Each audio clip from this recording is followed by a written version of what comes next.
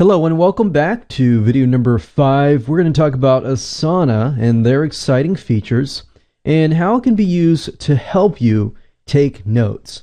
Now, if you would like to have more information, you can go to asana.com/guide/help/fundamental/welcome to get a bit more of an idea about what this tool is all about, aside from what I'm about to tell you.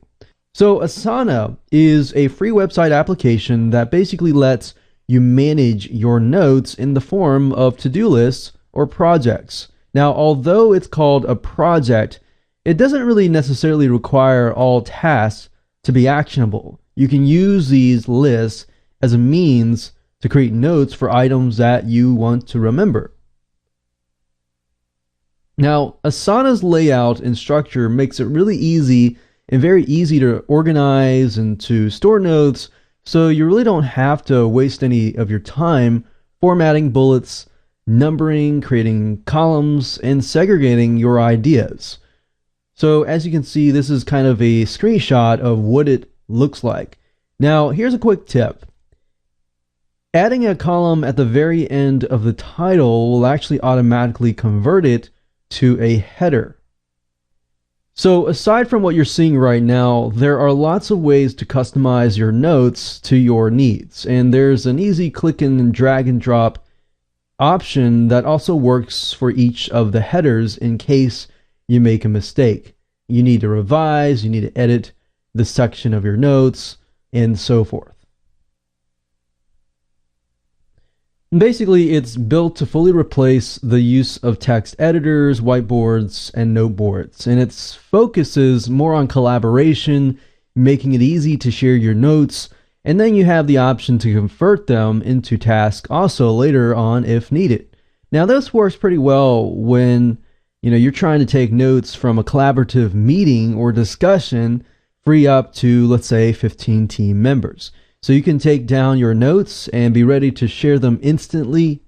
And pen and paper are obviously handy and work very well, but sharing and editing them may not be as easy if you have to type them up. So that actually takes more time.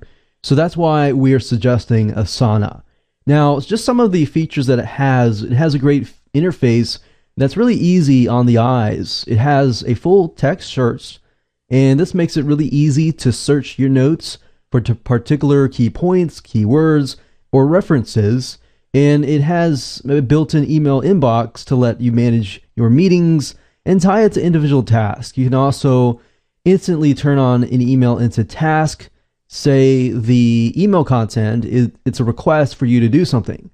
Instead of having long email threads, you can convert them into a task right away.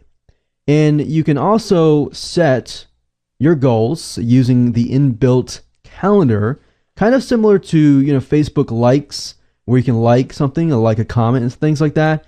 You can actually heart a conversation to acknowledge it or to show that you like it or the information is useful to you. So that way you can go back and refer back to those items. Now, it also has a built-in hypertext that allows you to link to your notes to other notes, to a tag, or even to other people simply by using the @ sign. You can also add a Chrome extension that allows you to grab email messages, articles, website links directly to Asana and to your account. Now, this is great for storing links to your online references, and this is really good for like webinars and online type stuff.